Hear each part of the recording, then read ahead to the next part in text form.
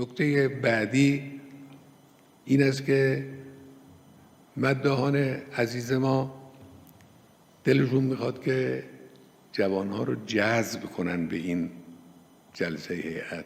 فکر خوبیه، یعنی واقعا جذب جوانها به این جلسات میتوانه برای بعضی از جوانها نجات بخش باشه، اصلا اونا رو نجات بده، میتوانه برای بعضیا تعالی بخش باشه.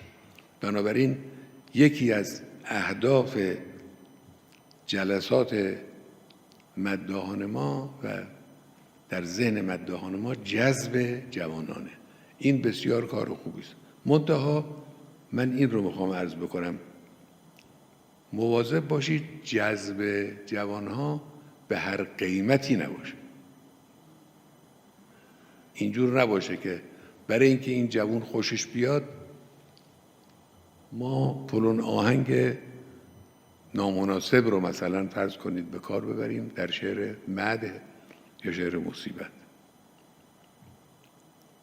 جذب لازمه، واجبه، مفیده، اما با حفظ ساختار صحیح.